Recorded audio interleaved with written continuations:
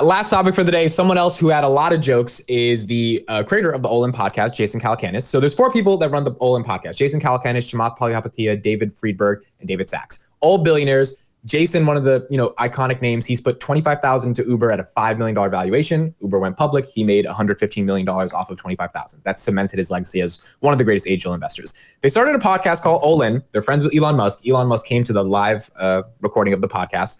And he spoke about a lot of things. He spoke about politics, Tesla, Twitter, immigration. He gave a lot of his raw thoughts to an audience that actually cared about his thoughts because it was a good environment. It wasn't the Wall Street Journal or anything interviewing him.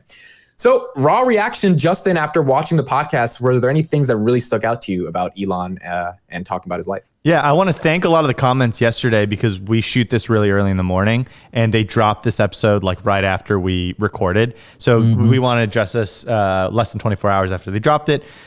So for the Twitter bot problem, I think he actually clarified it much more and better for me, that I think maybe it makes sense why he's balking now. He said there are some experts that he's seen that have estimated their bot problem to be like 4 or 5 times higher than they claim at 5%, or they estimate at 5%.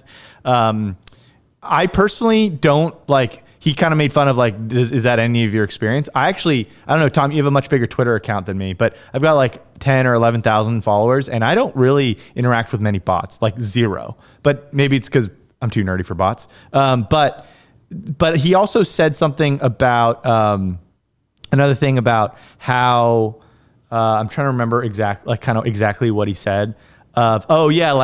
If it's a send me some Bitcoin and I'm going to send you or an ETH giveaway, like we should be able to filter that out. That little example was like, yeah, that's kind of true. Like there should be some sort of neural net way to like just filter that out. Like I don't care if there's a period in between the letters. Like anyway. So I kind of agree with that. Although I still don't really, I still think that he made a deal, and I think he made a deal. And he overpaid, and he was too silly about it. And he was foolish with how he went around with the deal. Usually private equity firms, when they buy a company, there's an LOI, there's an IOI, and then there's an LOI, and then there's a term sheet. And can you explain those terms real quick? Just spell them out. So yeah, indication of interest, and then a letter of interest, and then then a term sheet. It's just a letter saying we would like to buy you. Oh, we've seen a little bit more. We'd like to buy you. We've seen a little bit more. Oh, we'd like to buy you. And then you get into this drafting table with just lawyers and millions of dollars in lawyer fees, and you do your due diligence. There's a data room, whatever, right? I was in investment banking. That's part of that process. And there's a reason why that exists, right? You can't just like, oh, I read your 10K, and which I don't, I read your 10K. I would like to buy you. And then you tell your lawyers, like, get in this deal for $44 billion. Like, that was kind of his fault. Yeah, no, he's right. It definitely was happened very quickly. Tom, your thoughts on Elon's podcast? I've been quite, I would want to say, outspokenly positive about this whole situation. Yes, that would be a very gentle way to put it about the Twitter deal. I completely did not estimate correctly the risks of him just saying, oh, wow, I don't want to do this really. Well, to your credit, I don't think anyone expected the market to take that much of a dump. Because if it didn't take that much of a dump, I think Elon would do this. We're agreeing it's not because of bots, it's because of the market crashing. Well, I've been saying that the recession is coming for months. I should have seen this. Anyways, it's a mistake, and you can't hit them all. It's a miss. I had a few of these lately. I'm a little bit of a bad stretch, but with Zim, I'm coming back, it seems. As far as you can say I'm not self-aware, at least that, if anything. Now, as far as Elon, look, he's going to take a lot of shit from people who hate him.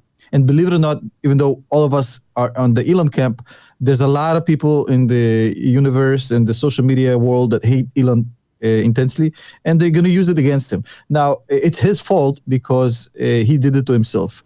As Amit mentioned earlier, this was a little bit of a knee-jerk reaction, the way he made the bid, and then Justin elaborated.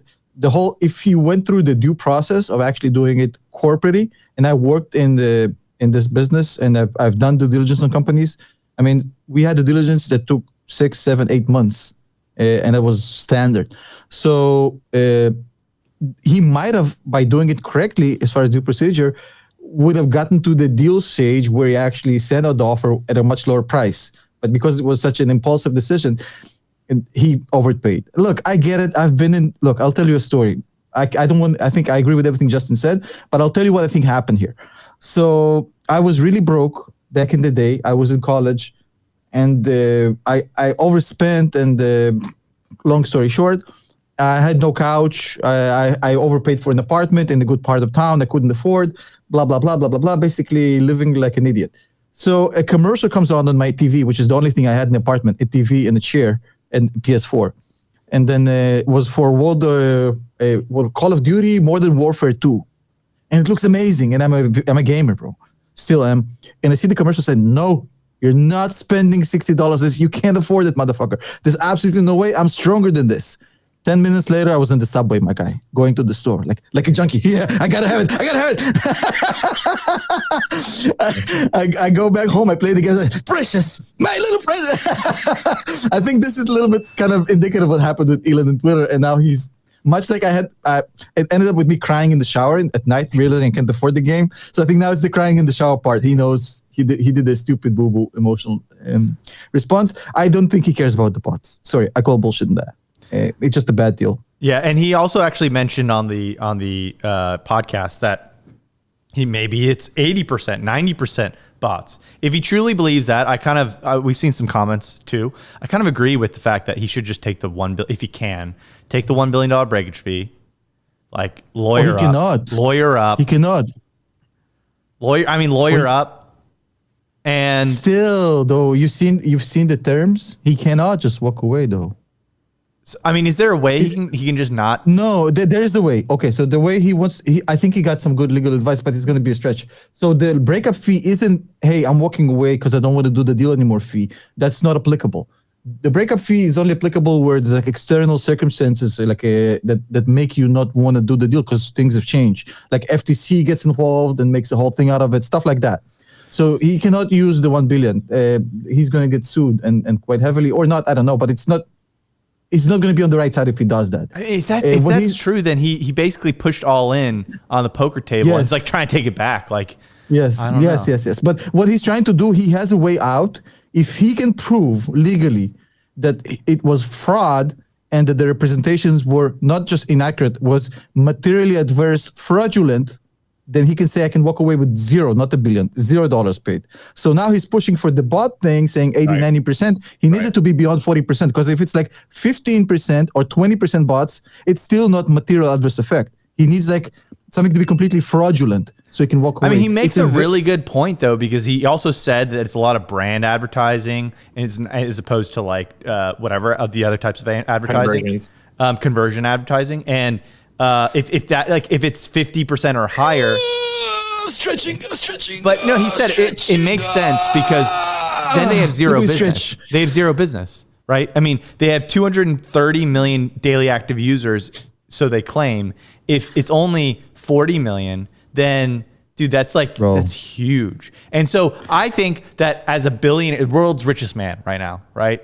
He should probably like lawyer up, claim that it's a material adverse effect, and and then start his own competing thing. But I don't know if he's locked from building a competing thing during negotiations. So I don't know, man. Hot air, my guy. Can we agree? Can we agree? For the stupid prop is going to be there every show. Yeah. Until he has to sleep there. It's a Hail Mary. This is the football equivalent of what's going on right now. He's down by 2 touchdowns. There's 45 seconds on the clock, and he's on the 50-yard line. He's basically going for the end zone, hoping to kick an onside kick, recover, and go for it again and get it again. Now, this can potentially work, but the odds, I wouldn't bet for it. I think it's a stretch. A week and a half ago, he was saying he doesn't give a shit about monetizable users or whatever the fuck terms we're using now. He just basically said it's not a financial deal. All of a sudden, he cares about it.